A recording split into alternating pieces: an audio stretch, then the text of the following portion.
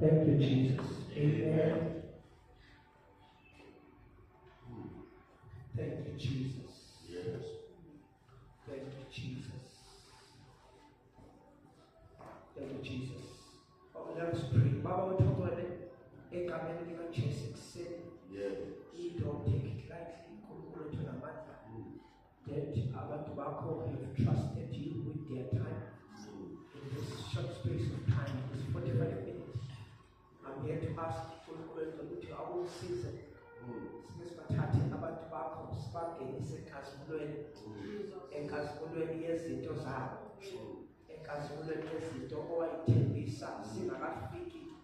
Sing a rat to was in Shessu. Sing a rat tell me she's spiritual. Is it the whole white bala white tanat? Since I went, analysis cutting with that assurance, but we talk about it as you have promised us. So it is a tell so. Which is in this app, is it to this was now this is cutting, says a uzo, scissors to uza. When I'm going to tell you, say, in this short space of time, Baba, we told you 45 minutes. Separa kulukulu na manda, but we see the kids here to get on the year to over Kulumisana Nati Jemaje. Sigalum Gena now into the inner sectors of our destinies. You are the Lord of destinies. You are the Lord who aligns us with our destiny. Because we are here to ukutikazi landlela kuseyiyo lesihamba sisakhona nawe ukuthi asiyekhona ingakho yakho download kuyo uzokhuluma lezinto ejulile wazi wakhuluma namthandazo okuyikona uNkulunkulu wethu ozokusiza njengenja uma kuthiwa ayitrace umuntu ifuna itrail yomkhono ifuna isend bese izohogela nathi kule ndawo ukuthi uNkulunkulu engekazi lendlela sahamba indlela oyihambile yini wena kazi uNkulunkulu ngeimpilo zethu at individual level are still following the trail of your scent ngoba uNkulunkulu osuyihambile lendlela nawe wafaka isibelethweni sowesifazane wazalwa ngezwi lakhulunywa kuMaria kwathiwa uyakubeletha ngempela you shall conceive uMaria ngempela sahlala isisu wabe usuyakhula esibelethweni waba izygote nawe ngelinye ilanga wakhula waze waba unborn wakhula waze waba infant wakhula waze wazalwa wakhula waba umuntu wakhula wancelibele nawe uNkulunkulu waneswa wangena kwi-nursery stage kuma-paternal stages wakhula waze waba umuntu nawe wazokala sesizwe sekuthiwa wangena ethempelini ubabuza obaba abanyole zimhlophe bazi izinto zasemhlabeni bebuza nabo bephendula nawe baphendula wakhula wamagcina lapho wagcine nawe usuwumuntu omusha phakathi kwabantu abasha elithizwi wawugwema futhi wawungakufuna okubi wawumuntu omusha wayiwelene ney'nto ezimbi uNkulunkulu elimele hlunga indlela yakho we are here to trace that scent ukuthi nathi as we still walk into the stages of reality and of humanity of being a human sikhula kulama stages wena usuwangena kuwo wonke njengoba enjalo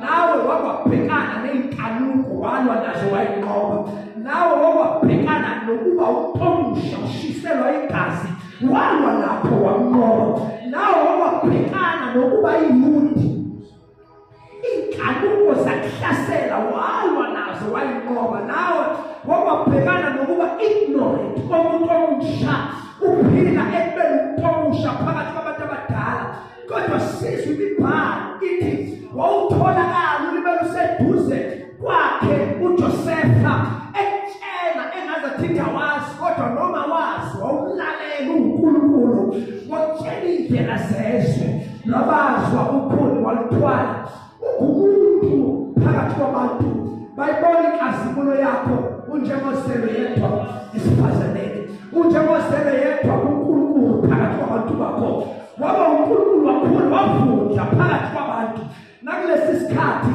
sizotrace leyo sent ukuthi senze njani ke thina uNkulunkulu wethu kulesi sikhathi esinje siza kuwe baba wethu ogcwele wena uthasikudumise ngayo into engqondo yethu nangamandla ethu ayimzimba yethu nangomoya wethu nangeyimali zethu nangempilo zethu yonke into ayibe nonyawo lwakho ukuthi asikuvumele to put your foot into everything that we are doing, into everything that we are. Let there be your step ey'fundweni zethu kuma-agendas ethu kuma-plans ethu kuma-plans ethu noma athiwa sesiyogana kuma-plans now. Let there be your step kuma-prayers ethu kuma-social lives ethu kuma-activities ethu esiwenza kusithe nesiwenza publicly and privately. Let there be your step nawe etholakala lapho. Ingakho nangalesi sikhathi siza sikulosize noma sikule atmosphere yomthandazo sikhuluma nawe uNkulunkulu ongabonwayo ukuthi nangalesi sikhathi we've come uNkulunkulu engcwele to trace it. We want to find out ukuthi wena wenza kanjani waphila phakathi kwabantu bephuwa bedla ibuya ngothi bephila kwi-unfair system begqilazwa iRome wangena phakathi eJudea phakathi kwabantu ababeyigqila. Siyabona nemifanekiso esiyibona kumabonakude begqokile abantu igolide beyikhulu bengama-officials. Wena Jesu wogqoka amadabudabu ugqoke kodwa kubonakala ukuthi unithi noma izinto zingekho kodwa unithi uphakathi kwabantu abahluphekayo.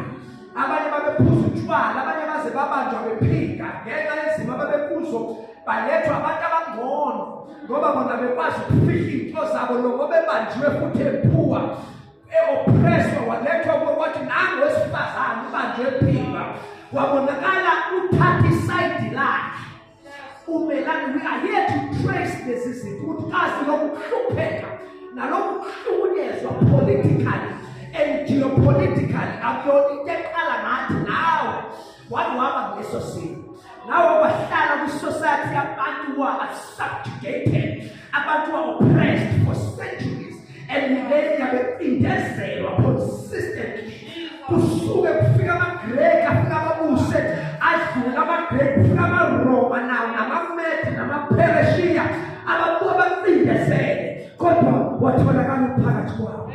Ngoba uNkulunkulu onjalo uNkulunkulu ohlala phakathi kwethu asisodwa kodwa sinawo ngekhathi zonke nathi siyayithatha uNkulunkulu wethu ogcwele ingapha siyithithela kwabeza ngaphambili. Nathi siyayithatha uNkulunkulu wethu ogcwele lenselelo yokushunyelwa kwevangeli lakho akuyona into elula kodwa siza phambi kwakho lezi zinto sizenza ngamandla akho. Sisize Moya. Isikhathi esiphila kusona sishintshe kakhulu. Siza kuwe ngalesi sikhathi sizocela usizo amaphilo ethu nokucwaninga ubuyonini bethu nokuba accurate ekusebenziseni amazwi abasindisa abantu abasindiswa imfundo yethu nolwazi lwethu kodwa abantu basindiswa nguwe wena obadonsayo uNkulunkulu wethu onamandla wena obagqugquzelayo wena obaletha ngisho enkonzweni wena obanikeza ugqozi nofukufuku lokuthi beze kuwe ngoba uwe kahle kahle esimshumayelayo. Asekuseni uNkulunkulu sikhombela esababona bekhuluma nempepho nathi ke sithake sikhulume nawe uNkulunkulu ongabona Ngikhumbula umalume ekhuluma nempepho ebatshela labe kuthiwa abaphansi ebatshela izinto zokungena azabize ngisho namagama nathi uNkulunkulu lesi sikhathi siza kuwe ngisho ingasashiswa ngakiphepho kodwa sishisa impepho yezinto uNkulunkulu ethona amandla ukuthi asizele impepho sishisa ngentando yakho uthe kwintando yakho ukuthi njalo singabuye ukuhlangana kule mpepho ukuhlangana sizoshisa ke lemkhuleko sinyusela kuwe wena ongabonwayo uthe ngaphezwa leli dwala uyabulakha ibandla lakho amasango hayidisa ayokulahlula uthe phezwa leli dwala uyozakha insizwa nentombi eziyogijima ingaphelelwa ngamandla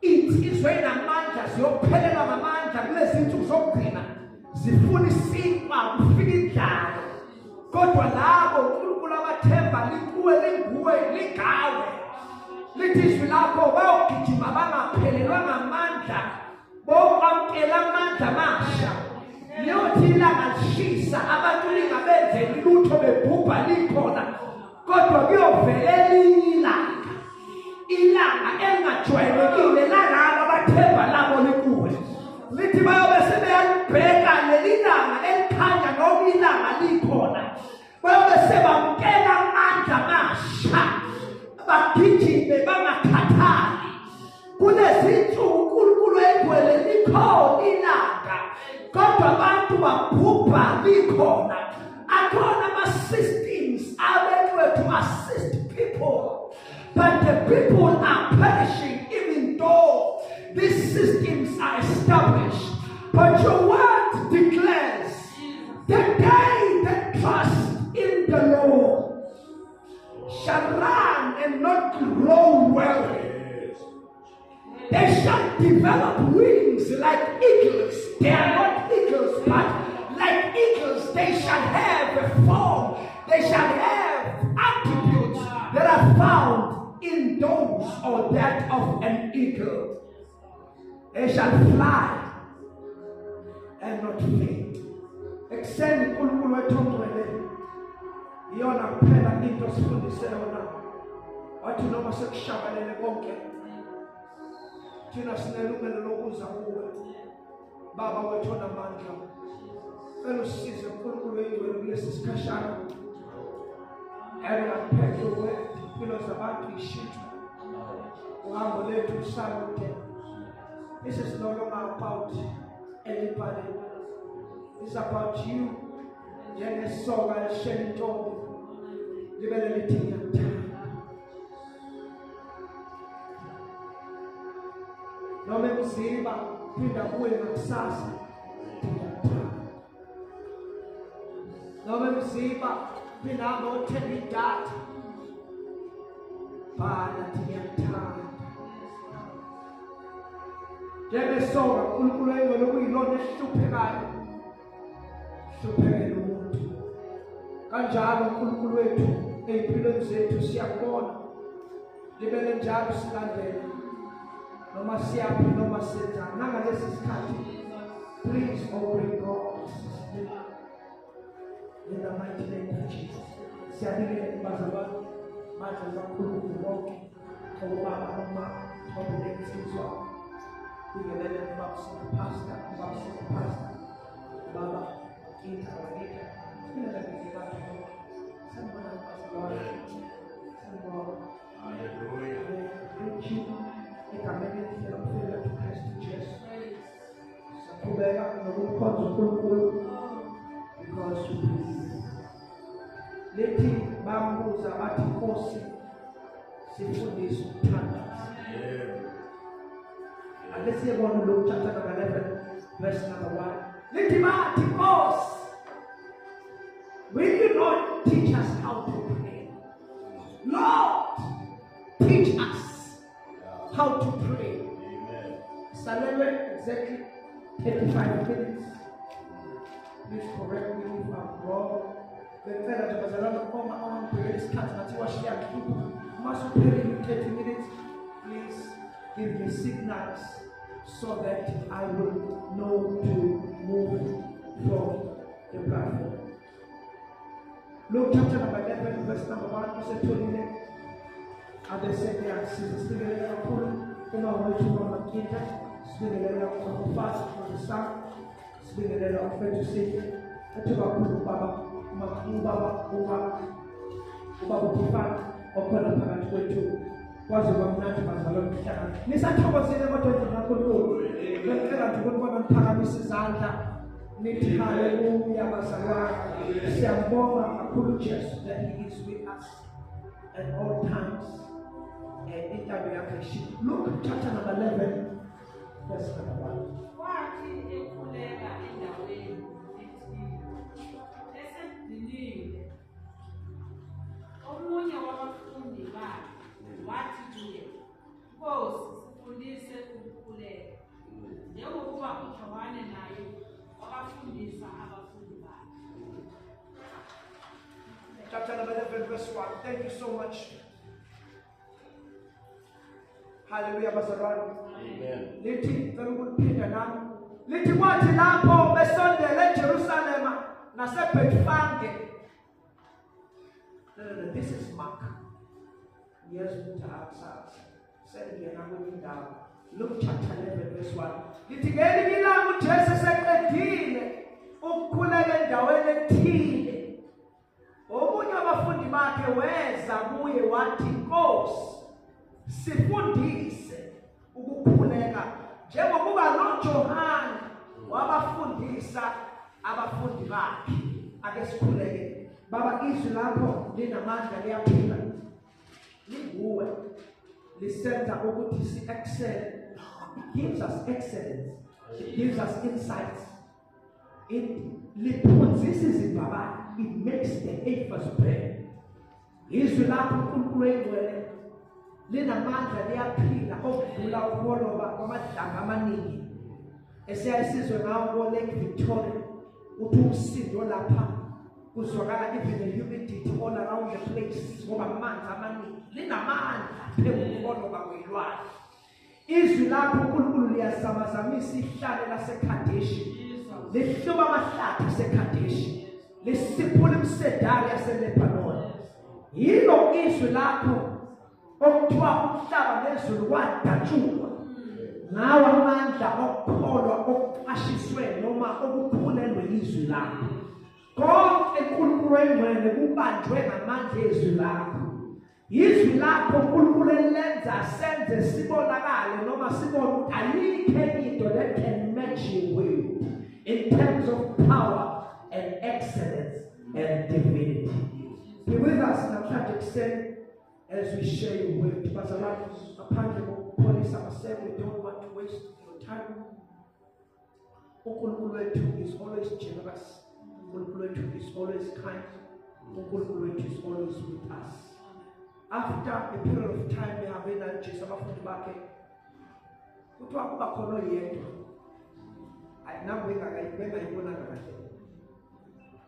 Kusho wayendawo ethize ayikhuleka kuyona. Bafuna ngelinye ilanga uJesu eseqedile ukukhuleka endaweni ethile.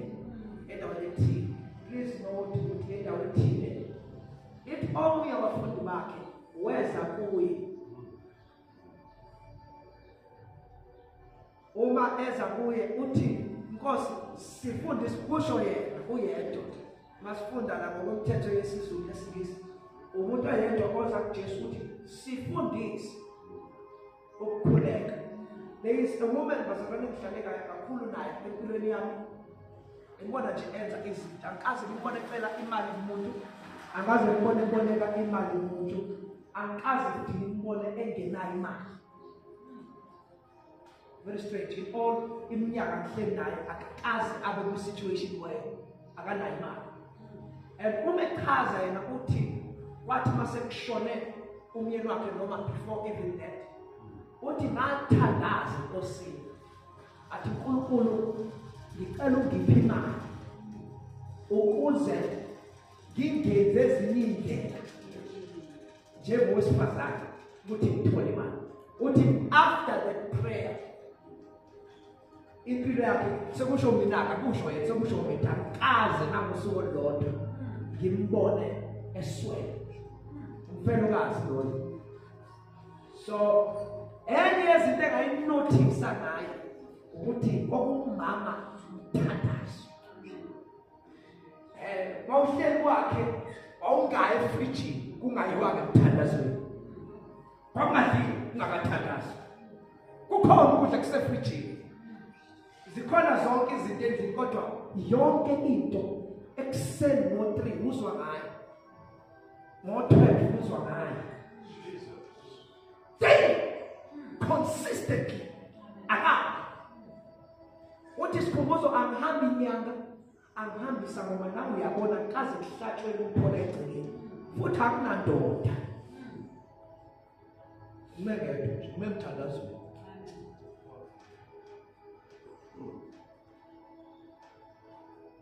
Sokanxe ukuthi bese ngihlale naye isikhathi eside. So sekubuya leli verse. Shothi nalo uzabane lo wayekhuluma kaBhaqala nanegama lakhe. I like that. Akubhala ukuthi kuphi bafundi bakaJesu. Uthi sifundise. Teach us how to pray. And uma yenza le requisition yakhe uyenza after uJesu sebuye endaweni ethize. Wasala ngicela nje ningibheke nonke babeke nobaphela ngicela ngibheke ngapha nonke. Ngiyanizwa mase nilahleke because sonke nje basina kodwa la siyakhona individually. Individually. Kusakhona amahlanu esazongena kuwo. Sakhona amaGetsemane esazongena kuwo. And uma lezi zinto we miss them. So lena amaGetsemane bese sivubuka njengaloya mzalwane engimaziyo owathi mabembamba inkunzi wathi kanti uJesu kanti uJesu kanti uJesu wena. So vele sonke siyafika kuleso sikhathi where we question ngenxa ukuthi inyama isuke isithe kick in. Kodwa kudingeka sibambe lezi. So ngayibonela mina kulomama ukuthi uma ngifuna impilo yami ihambe kahle into ekumele ngibe expect kuyo, into ekumele expectize kuyo, into ekumele ngiyibambe sokweyikhathi zabantu nisakhona abazalwane. Hallelujah. Umthandazo. Hayi umthandazo olokhehle kuyo. Khona lo mthandazo dry prayer. Lo mthandazo owuthandaza ingekho into excitating. Ingekho into that entertains you. Prayer outside entertainment. Ile mphuleko ke loyo abantu babiza ubabiza imthabeze kuwo kodwa bengezi. Yilo mphuleko odinga grace makhulunywa ngawo. Lo mthandazo oza kuona uzwa ukuthi nenyama yakhe ifuna. Lo mthandazo owenza noma abantu bengekho bonke kodwa uye uhlale naye khona la ethi uNkulunkulu wethu ngibize ngosuku lwenhlupho ngizokuphendula ebese ngibonisa izinto ongazazi. Yabona mama lezifihlakeleyo. These days bazalwane basingene emthandazweni khona lento ekuthiwa ama-strongholds. Izinto ezithi mazenzeka kuwe uyibuza ukuthi la into abayenzeka kumina yasuka uNkulunkulu uyazambula-ke kumina lezi. Why nginalolu hlobo lwe-addiction yasuka-ke lento uNkulunkulu athi take me back. Akusesikhathini lapho nangangisayingane. Why kwenzeka lento enjeni? Ebese uNkulunkulu engidlalela ivideo. Ngimhla 2 years kumbuzo wena awungaboni. Empilweni yakho ke ababe preside over your life benza A B C and D kuwe. Ukuze silungise angiyange enyangeni nasesaboneni. Ihleli emthandazweni. Awuzasala. Jesus. Kazi angisinda ke kade ngisho manje. uNkulunkulu adlala ivideo yezinto ezenzeka ngina 2 years, ngina 3 years, ngina 1 year. Hayi sikhumbuzo khona into eyenzeka kuwe ngenkathi una 4 months old. Kwafika kwathathwa ukuthi wafana kuwena. Njengamanje mina uNkulunkulu uyakhipha lo. Angikaze ngiye enyangeni, angikaze ngiye esangomeni, angikaze ngiyokhonsulta kuma-psychologist nama-therapist. Abanye futhi abaningi abenza lezi zinto basuke bengakholwa. Sisho ukuthi bangaya abazalwane lapho qala ubuze ukuthi uyakholwa yini umzalwane ngiyakuyena okuthiwa uzomsiza psychologically. But ethi uNkulunkulu ngizokufundisa izinto usuke sekukhuluma manje ngolimi olujulile ukuthi izinto abantu abayiyele university for 60 years, for 15 years, for 20 years, for their lifetime, wena uzozazi nje.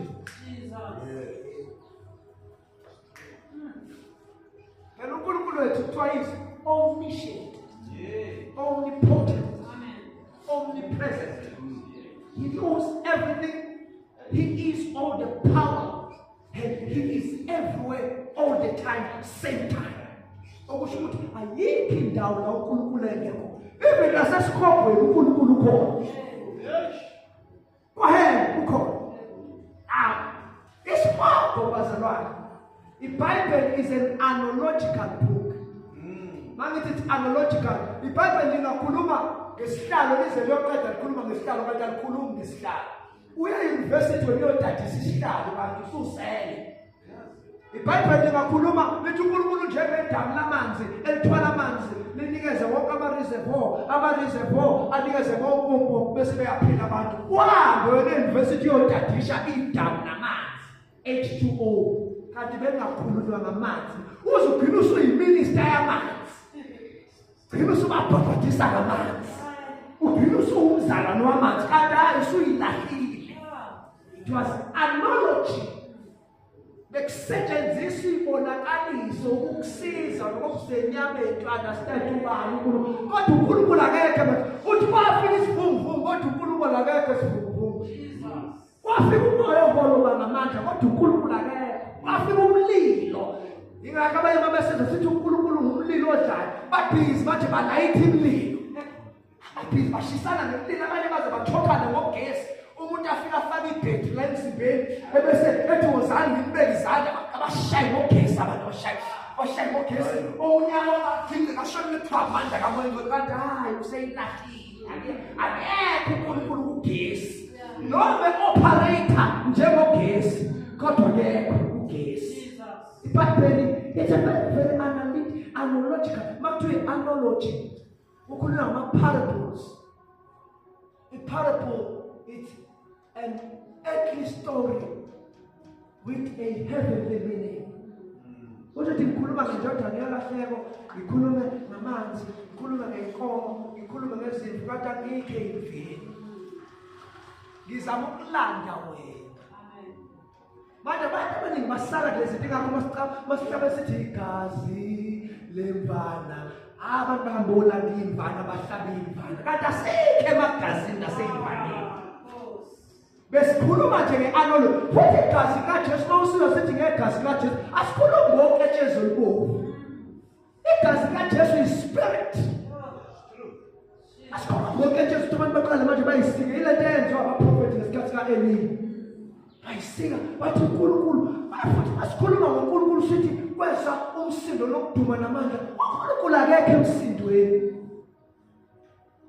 Bible is analogical.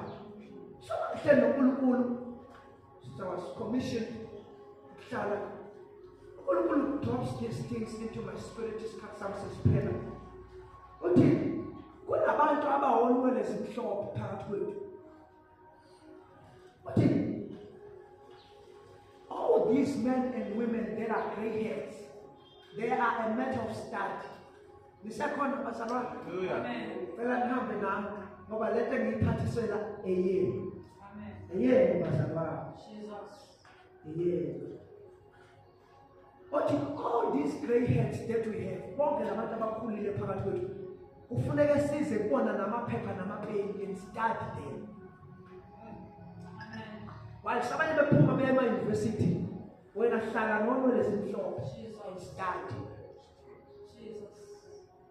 I-mistake esiyenzayo ke thina abantu abamnyama ingakho njalo sihlale singemuva.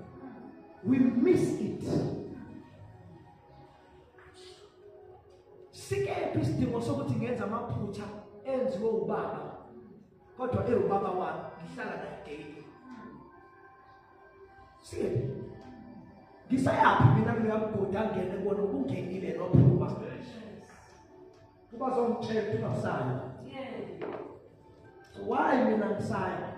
So we are missing out as young people on these fundamental things. But you must always ask them to allow you to go and pray, so that you will be able to humble your emotions and listen, so that you will have leverage to do things that you never thought you'd ever do, so that you will be able to avoid mistakes. Labaphutha agcina sekubambezela. Ungene kanjani ngoba kunombuzo kumambe okumangalelayo ukuthi ngoba ukhona nje udadewenu ofunda ugrade 3 wena ufunda ugrade 1 ufeyile kanjani? Akafunda ugrade 12. Ufuna nje phambi kwakho ufuna ugrade 3 unishukushiya ngegrade yakho usho ukuthi wonke lama test nalama exam owenza la ka grade 1 yena usafresh ememoryini yakhe. Ukuthi akakusiza akakunika ngisho ama-past question papers ukuthi upass, kodwa nje ufeyile umbuzo ukuthi ufeyile kanjani because wonke ama-opportunities unawo. Hayi basabani ngakho sithi siye England fethu sihle and sizoya ngoba sesinayo leverage. Asekho manje isidingo sokuthi ngiqale phansi ngakho ibala sakhiwa babani. Asekho isidingo sokuthi ngiqale phansi ngiyofundela ukuba umfundisi. Bakhona abafundisi. Asekho isidingo sokuthi ngifuna ukuyoba nama-PhD. Bakhona abanawo ama-PhD. Mina ngithathe lolu lwazi abanalo abahleli nalo and then ngi-apply empilweni yami. Kwasho ukuthi uthisha wayesifundisa itheology wathi akusho ukuthi ma ngine-PhD kwi-accounting sengizoba the wealthiest man on planet Earth. No, mina ngine-grace ye-academia yokuthi ngifundile ngezezimali. Futhi akusho ukuthi ukuze ube nemali yonke emhlabeni udinga ukuthi ube ne-PhD kwi-accounting. No. Mhlawumbe unayo igrace yokuhlala edeskini ufundile ukuthi kodwa une-grace ye-application.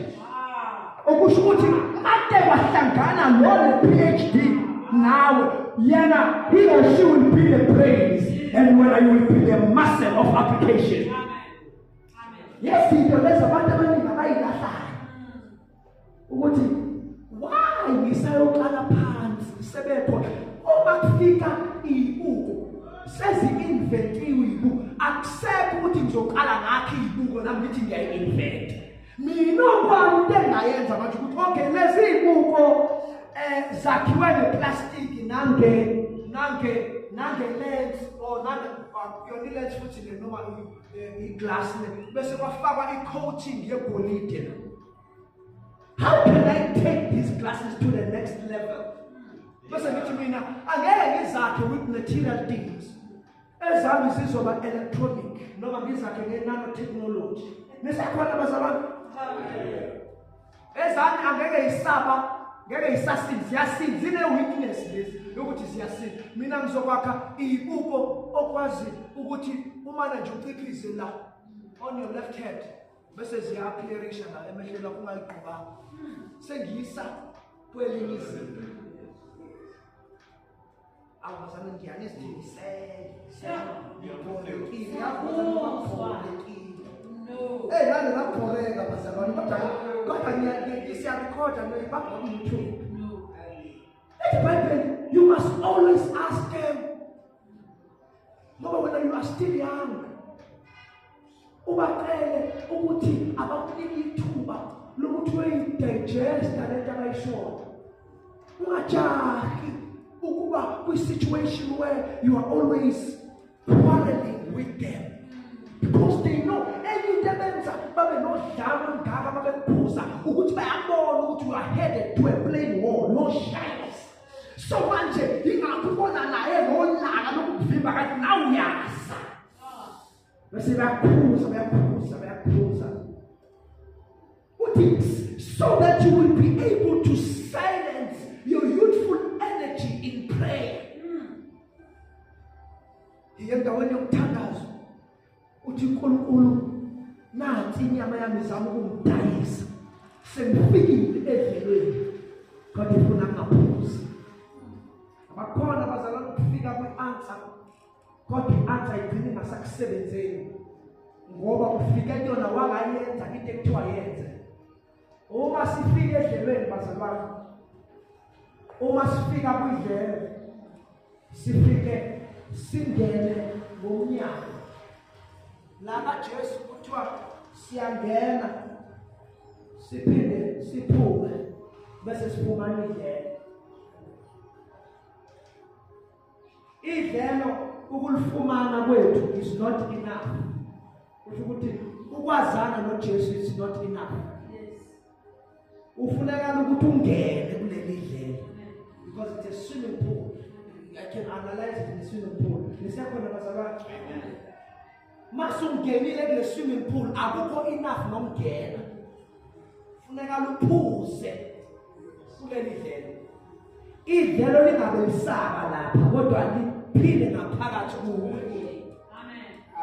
Ebese kuba khona izinto my brother ebekade zihlula izolo esezimilitwa zidliwe idlelo omphuze walifaka ngaphakathi.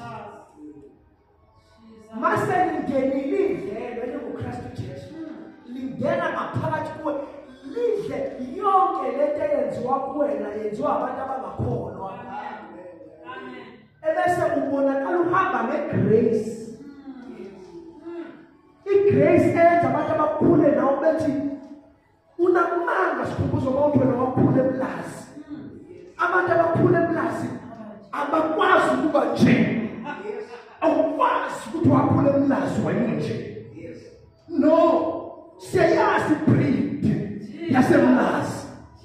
Lento eyaqala eSanhedrin mayibona lo mfana tu Stefan ukuthi siyabazi abafana bamaJuda man. La uDelwe yini uStefan? Ikhethe wama phakathi kwabantu bephethe ibhamu. Babalandisi. Bathi kusukela emandulo yamandulo wayekhona loNkulunkulu. Wabakhulula ngisho eGibhithe wayilanda isusa kaAbraham uStefan waze wayefikisa kuJesu. Ebatshena ngomlando wevangeli. Asimhlophe mahala inwele zabantu abadala.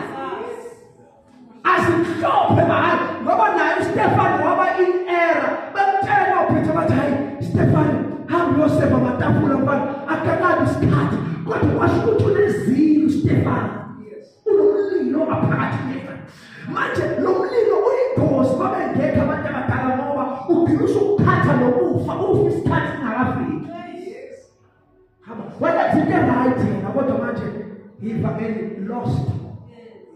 Ngoba wagijima washeshe wahlangana nokufa. Tu Stefan was the first martyr. Abantu abafela ukholo umuntu wabavumela indlela Stefan after uJudas Iscariot. Wanyaza abantu abaningi they are discrediting uJudas Iscariot. Kodwa wayivula indlela Stefan. Asimhlophe mahali inwele zabantu abadala bazalwane.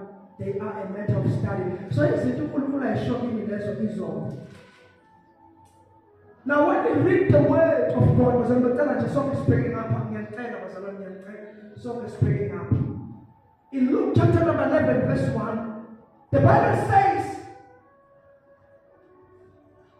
after uJesu esuka kule ndawo yomthandazo wasukuma one of his disciples. Now this is recorded by Saint Luke. Luke showed us the human aspect of Jesus, how he was as a human being. Jesus' prayerfulness shows that he knew that walking with God demands for him to be in sync with God at all times. The second one, he is about, because Jesus knew that he was about to give birth to planet shakers. Because Jesus knew that he was about to impact humanity for all eternity.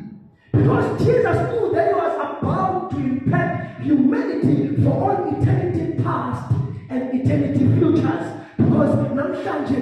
Siyafunda kwa-science ukuthi wakunalento ekuthiwa i-intermolecular force. What is an intermolecular force? It is something that holds all things together. Sibona eParliament abantu bahlukene uJesu akekho.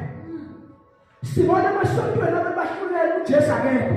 Why? Because nemishado abanye abaningi yabhidlika because why kwenzakala kushota. Glory son, kushota lento ekubambayo mfethu. Ibambe ungahlukani within yourself. Ube yinto eyodwa. Kulezi nsuku we are busy preparing ukuthi kufuneka phela akubuhle umuntu wesilisa ukuthi abe yedwa. So abantu abadala bayasho ukuthi into ezokusiza ekulomhambo ukuthi wazane nale intermolecular force. Lento ebamba zonke izinto together. Scientifically kufuna ngabe lento yabhidlika ibanjwe yini together. In intermolecular force ama-atoms constitute this matter ukuze ibambeke ibe ivase abanjwa something that is called ngokwe-science kuthiwa intermolecular force kodwa ngokwebhayibheli kuthiwa uJesu loyo who holds all things together. Mawukhipha uJesu izinto ziyabhidlika. I repeat, once you remove Jesus from the equation, everything begins to rupture, to dismantle, to divide. Ivangeli lafika eAfrica before ama-colonizers. Ngokumateyu wafela e-Ethiopia ke senyakatho eAfrica. Kusho ukuthi ivangeli lanjani lafika. But because there was pride in the continent. So Middle East. We are kings, we are gods. In Africa, Barcelona was so advanced because common pride. We are found another our continent was warned by the prophetic voice. Because we Africa, ngoba naseGibhithe abantu abamnyama laba babegqilaze uIsrael. Egypt was a nation that was governed by black people like me and you. So in pride Barcelona yabalahlekisela. Noma ivangeli selifikile ngoba ipride ingozi. Ipride yenza ukuthi wenze lento enziwa uSathane ezulwini. Ususa uJesu. Once wamsusa uJesu yonke into ebihleli kahle in harmony. Wabona umndeni uJesu noma bexabana kodwa khona into ebadonsayo. Noma beba nama-conversations aheated khona into ebadonsayo. I-divorce ayikwazi uku-exist amakhona uJesu.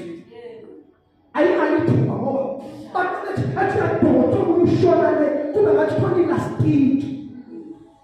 Athi basedonsile esuka kumasikazi wakhe afike la egcina khona ilastikhi bese iphinde yamdonsa ibuyisela. Ubabona abantu besihlangene. There is that naze ngakude ngihamba ke. Ibheke amatrosti ngibashiyele eJoburg abantu. Ngiphilela eDurban. Bazalwane uNkulunkulu amsihle. Kule intermolecular force. Thangisalelo 5 minutes. Sometimes in life we miss out on the precious and priceless moments chasing after life, not knowing that it is now just in our grasp in front of us. Family time is very, very important. Thank you, Jesus. Thank you, Jesus. So Sikubega, 5 minutes. Family time with kids, quiet time with God at any time. These things assist us for us to add value to this intermolecular force called Christ Jesus. Literally, a chance to experience God in the flesh. So, why did the disciples go to Jesus and ask him, teach us how to pray? It's because they knew that they still have got a complex journey ahead. Away from their families, away from their sons, their daughters, away from home, in isolation, surrounded by nothing but strangers. But Peter. wafa esiphambanweni esibhekiswe phansi. Ingakho babethi sifundisa ukuthandaza. They all had their fair share of fame, but fame comes with consequences. Awukwazi ukuduma ube namandla, ube nayo yonke into, kodwa ungaphokhi. Yakho. Ingakho mefika uKhazebedewu namadodana akhe u2 ethi ayihlala kwasincane elihlala ngakwesokudla. Bathi uJesu, are you willing to drink from my cup? Athi esikulungela ukuphuza. So akusithusi masibona amadoda amakhulu kaNkulunkulu ehlangalazeka namhlanje. No, there is a price to pay. You became too big and powerful. Nokukoke, no, Jesus became big and powerful. Ingakho wafa kabuhlungu. Wonke umuntu omkhulu kufuneka there is a price to pay. Sithola president, sithola umthandazweni. Umthandazo sifundisa ukuthi silalele ololezi mhlophe. Lord, teach us how to pray.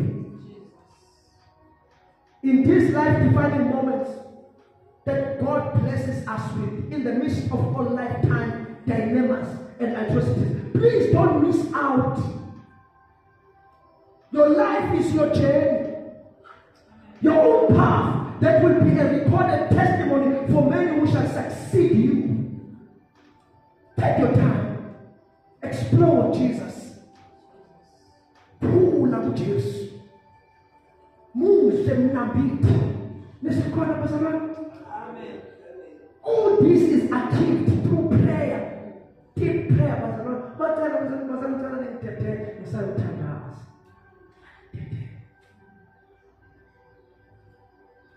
Ukuze ukwazi ukuhlolisisa. Jesus was the man of the deep, the man of deep prayer.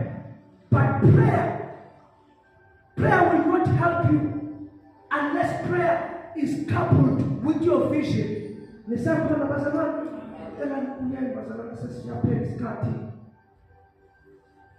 was a man of prayer because he knew that he has a vision.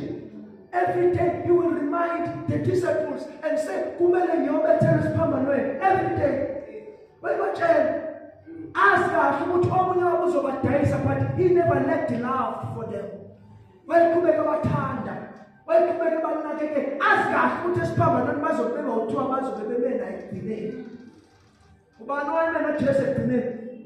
John, nobody, no Mary, umama Jesu.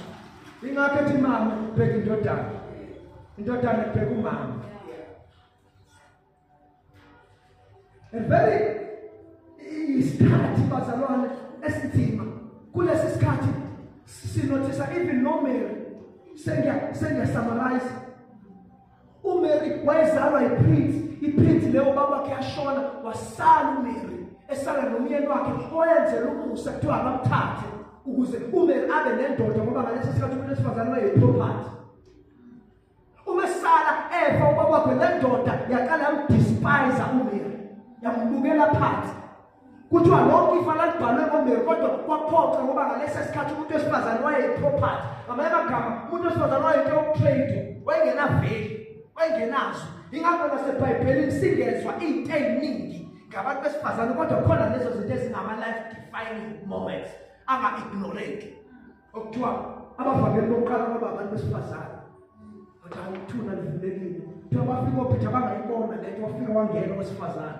wafika wayibona lithi wabuyele emuva yobatshele bathi uJesu sohlangana eGalile nje uzona behlangana bethi kodwa abantu besifazane kwakunezinto ababezenza shuthi uMary wakhula kuleso simo esibuhlungu nisakhona abazalwane sengiyaconclude mekhula kuleso simo esibuhlungu izimo zagcina sezimshintsha uMary ngenxa yobuhlungu wagcina sedevelop kuba barren ongakwazi ukuthola abantwana hlungu le nto ngoba phela manje le ndoda yamhlukumeza mengabathola abantwana le ndoda ihamba yolanda umuntu wesifazane ekhona uMary lo wesifazane aqale manje ampikele uMary wakhula kuleso simo yabo ziyadevelop izinto wathi bekhula kuleso simo wadevelop izinto ezimbi-ke manje kuMary bitterness kuthiwa ama-develop bitterness kwakhapha ugeneral waseRome ugeneral ngoba uMary wayemuhle she was a princess should lo general aqale bachithe lo Mary mechitha lo Mary yabo lezinto ziyadevelop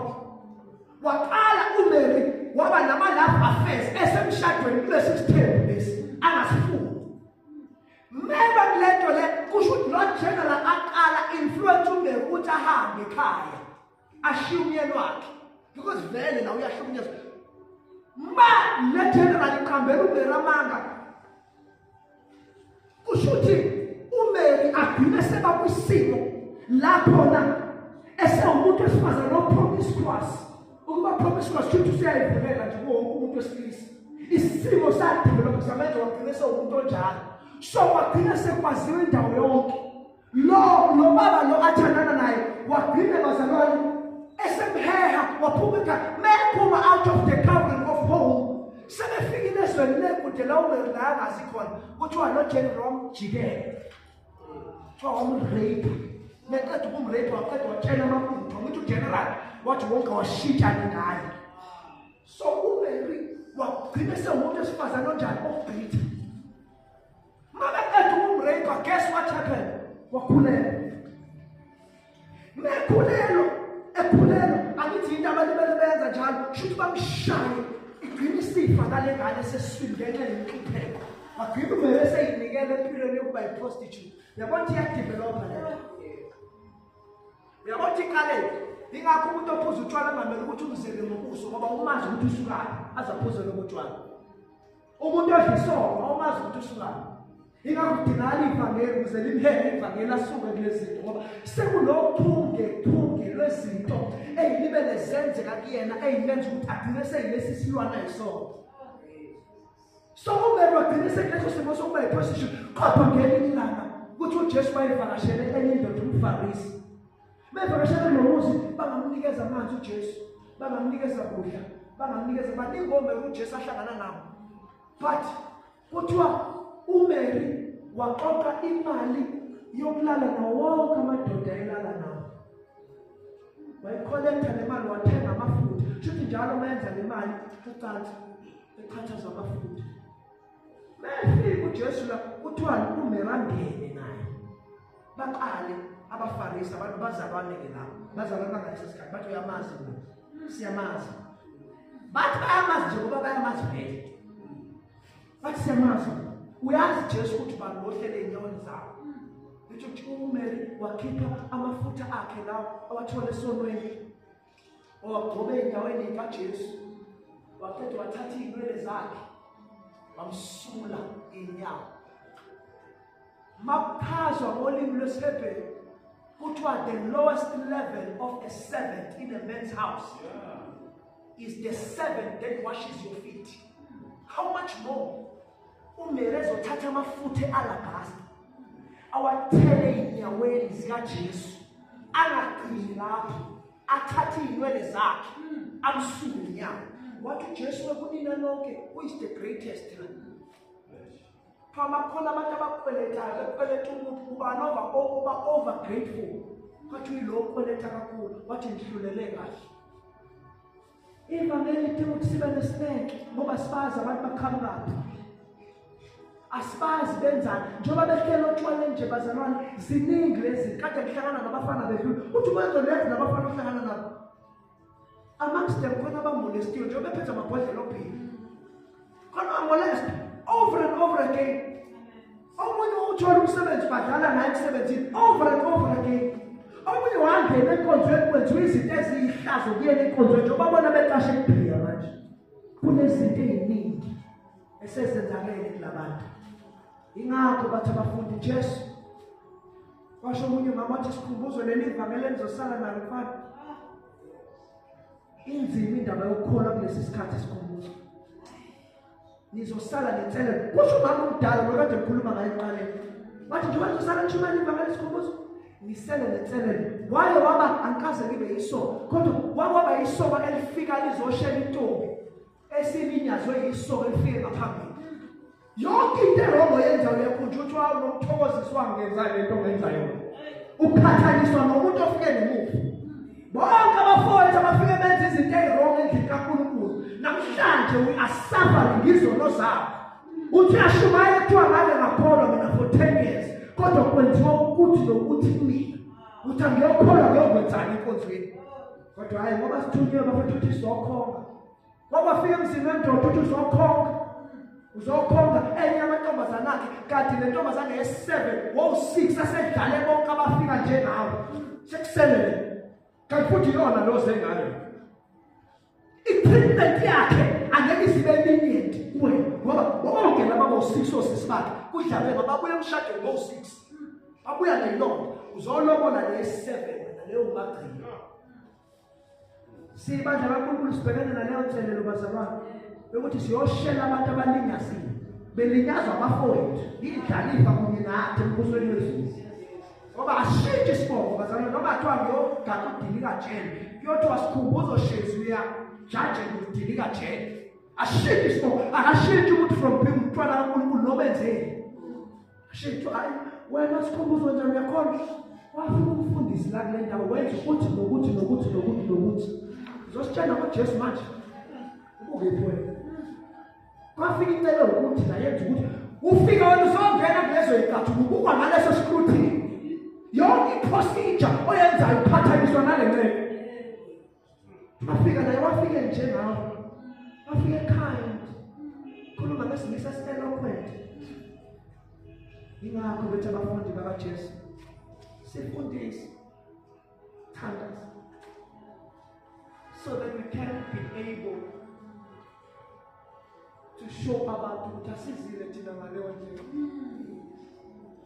ndlela. Fundisa ukukhuleka because we're going through tough times. Abafundi bakaJesu bazalwane abanye kuthiwa abafa belengiswe bebhekiswe phansi abanye bagwazwa ngenxeba. We are not here to intimidate or plant our ego. My aim is to accomplish the mission or the task that is given. We will not afford to lose this chance to teach our young boys and our girls the importance of having the ability to wait upon the Lord in prayer. For this alone has unlimited results and the power of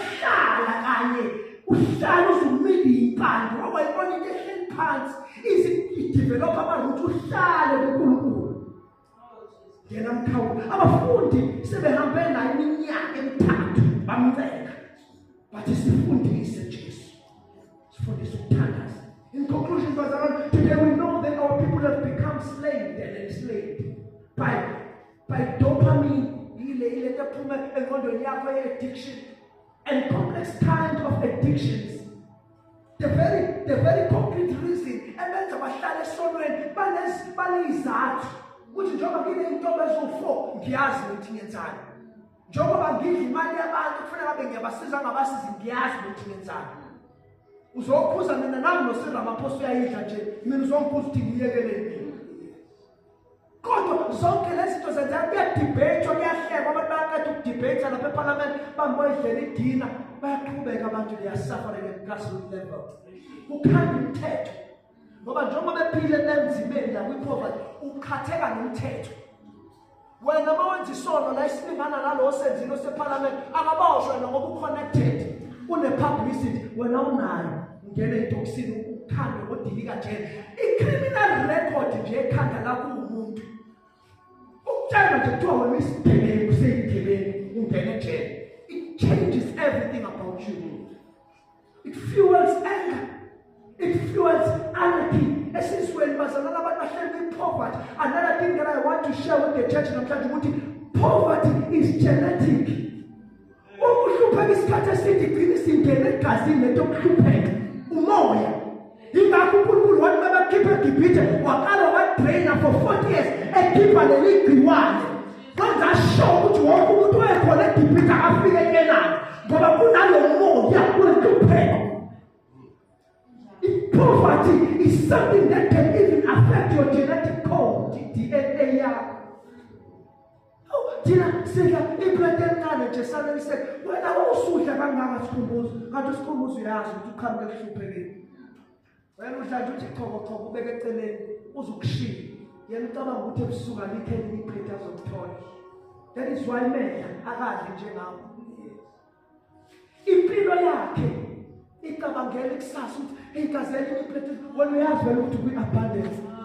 Poverty is something. That is why bazali is so urgent. I'm here to plead with you. So urgent uNombani ohlangana nemtshele ngoJesu ngokusheshsha. Masini. ukuthi usumzile ukuthi ngizokhulula abathunjwa thina sila we need to mobilize each other ukuthi bazalwane siphethe ikhambi lendulaza nabo abantu befa bebulawa indulaza thina siphethe ikhambi. We've got the healing bazalwane sine healing lesisono esibhuqabhuquzisa abantu befa by their millions izwe alikavunisheki libandla likaNkulunkulu lihleli ne-healing sihleli nempendulo. Yazi into ukuthi bazalwane ngiqonda ukuthi bangaphuma bonke abantu abalapha eParliament kufakwe mina nawe lapho libe right singafundile singenamali. Ngene nje bazalwane celani look around thina nje singene eParliament singayigovernisha iSouth Africa sodwa.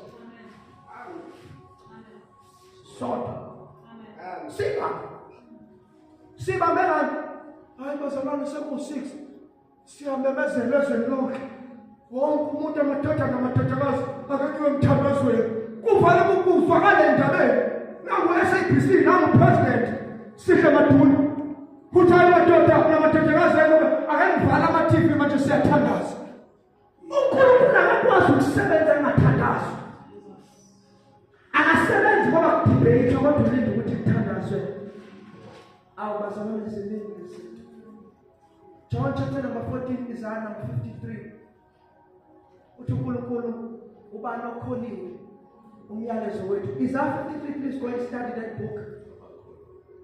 John chapter number 14 ithi ubani okholiwe umbiko yethu. Ingalo kaJehova yamphulelwa bani yamphulelwe bani. Isaiah ilandla indaba kathi but masenibhala uJohn number 14 bazalwane nami sengiyasuka la.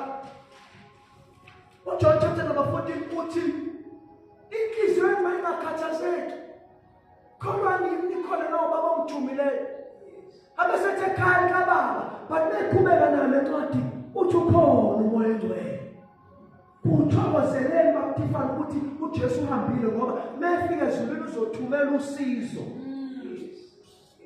Usizo meseke thuma ingcwele is our guide. Tell us to sit our guide, our helper, our motivation, our power.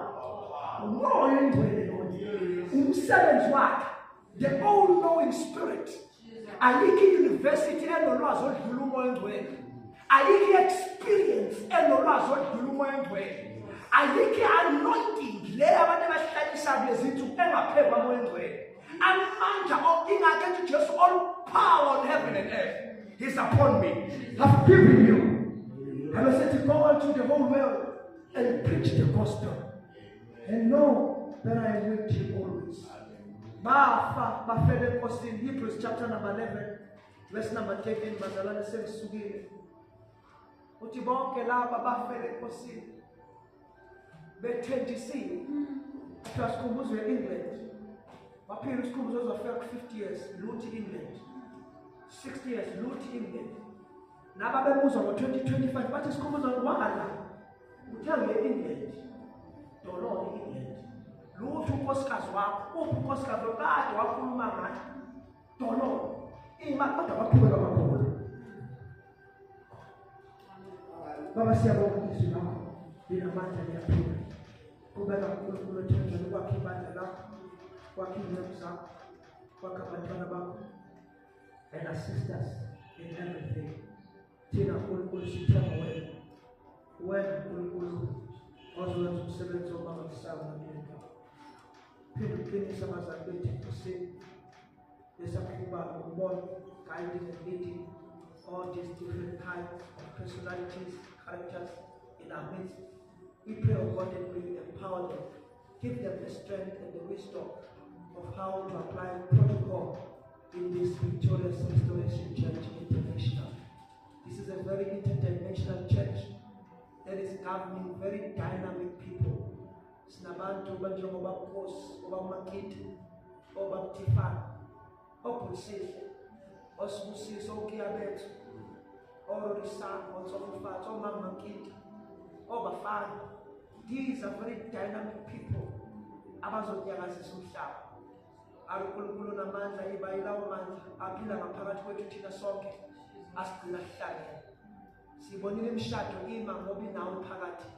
Sibonile ama-nations o-South Korea namhlanje ama-nations akhulayo i-China kunebandla le-underground elinga-acknowledgewa liyayithandazela i-China. I-China iyakhula ngenxa yemikhulu kuyabazalana abangabafundi ngenxa yokuthi kufakwe wena Jesu.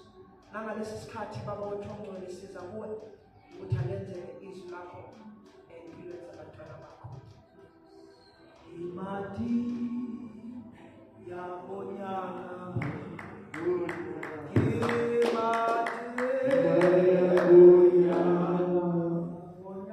Maria Kunyana, Maria Kunyana, Uki Maria Kunyana, Uki Mari, Uki Mari, Uki Maria Kunyana, Maria Kunyana, Uki Maria Kunyana.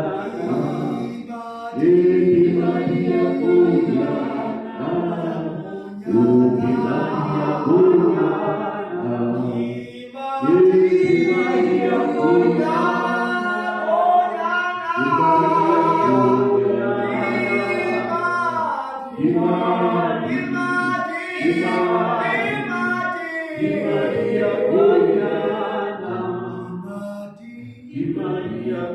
Kunyana, Uki Maria Kunyana, Maria Imadi yako